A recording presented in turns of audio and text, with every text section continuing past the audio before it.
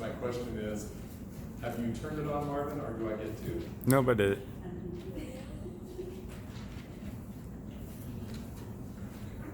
I was hoping to be able to turn on my phone, because the phone now has it to where the pin, actually, I can turn it on and off. So that's kind of amazing. I was hoping to try it in practice.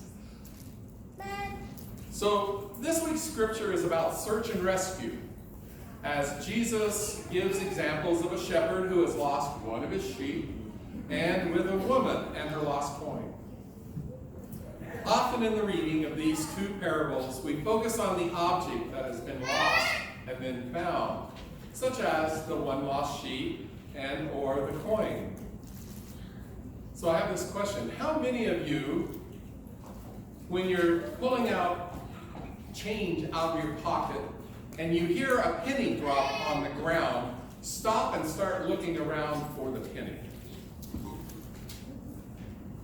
Okay, so those of you who have raised your hand, you're probably depression babies and you think differently than what those of us who are more of a younger generation would do.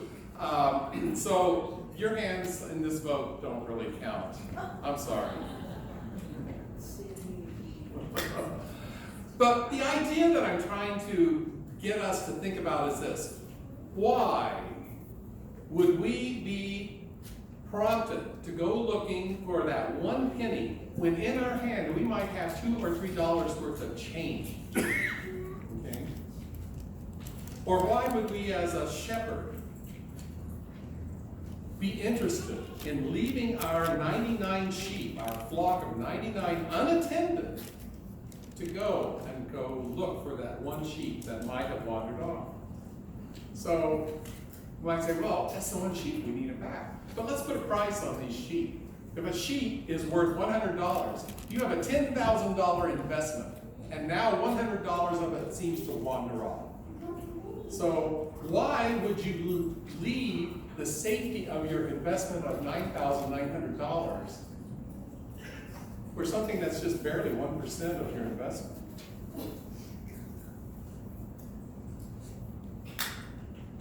Now, I'm sure that the one sheep that had wandered off was very happy when he was found.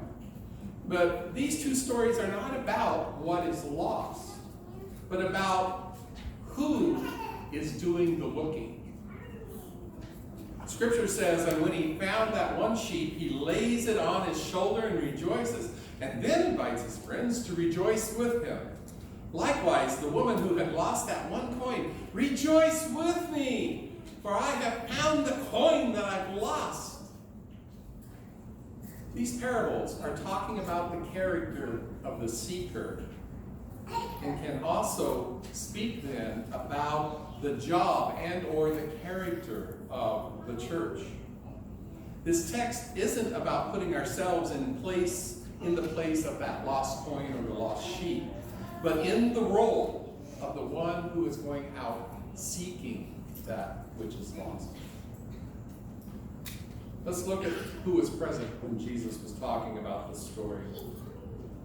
Scripture says, now all of the tax collectors and sinners were coming near to listen to Jesus, and the Pharisees and the scribes were grumbling and saying, Jesus welcomes sinners, and he eats with them. Well, it's not hard for us personally to identify to some of that similar attitude of the Pharisees. It's pretty easy because we can be pretty critical on our own. But we might have a little harder idea of envisioning who might be described as the tax collectors and the sinners. That one's just a little more difficult. In other words, who in our acquaintance or who in our society would be that lost coin and or the lost sheep? Well, the lost sheep might be a person who's struggling with chronic depression, suicidal thoughts even. We find ourselves being like the Pharisee when we make comments like, well, if that person would just go out and do something, they would work themselves out of being depressed. How often have you heard that saying? The lost sheep might be a student who finds it difficult to focus in the classroom. The Pharisee in us grumbles, well, that kid just needs a good swat on his behind, and that'll teach him to pay attention during class. And yet, maybe that child hasn't eaten in almost a week, and because of the hunger can't concentrate. Or maybe that child is just being brought up in a home that is so dysfunctional that the only way that this child knows how to express itself is through negative behavior. Maybe the lost coin is the person standing on the street corner with a can in his hand and the sign that says, "Please help." What will the Pharisee do say? In other words, the tax collector and the sinners today are those who are disenfranchised and maybe have feelings. It can be a person who has feelings of being undervalued as an individual. And you know, quite frankly, this description can meet almost all of us at some point in our lives. Henri Nouwen once said, "We are not loved because we are precious. We are precious because we are loved." Bette Midler put out a song a number of years ago that I like to use during Blue Christmas season that I think eloquently speaks to that whole concept of being loved and precious and that feeling of self-worth. In a words from a song called "Some People's Lives." Some people's lives run down like a clock. One day they stop, and that's all they've got. Some lives wear out like old tennis shoes no one can use. Well, it's sad, but it's true. Didn't anyone tell them? Didn't anybody see? Didn't anybody love them like you love me? Some people's lives fade in their dreams, too tired to rise and too tired to sleep. Some people laugh when they need to cry, and they never know why. Didn't anybody tell them that's not how it used to be? Didn't anybody love them like you love me? Some people ask if the tears have to fall. Then why take your chances? Why bother at all?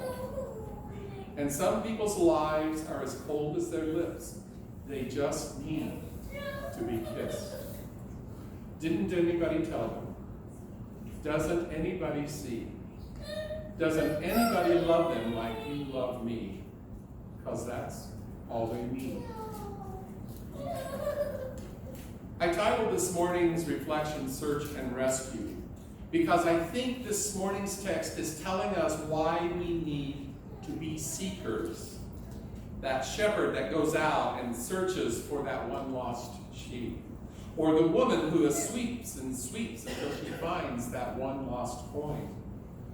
In Jesus' perspective, to lose a sinner would be tantamount to losing part of God's self, inasmuch as the sinner bears the imprint of the Creator. The recovery of the sinner is then not simply the recovery of someone that has been lost.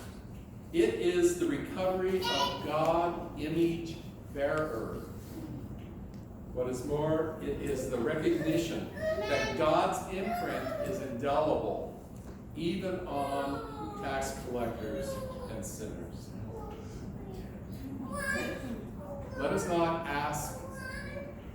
be asking the questions, why didn't anybody tell them? Didn't anybody see? Didn't anybody love them like you love me? Let us be a church of seekers and be a church of rejoicers in the recovery of those lost, because it is in the recovery it is a God image bearer. This is why we go out and search and rescue, because we all are bearers of God's image.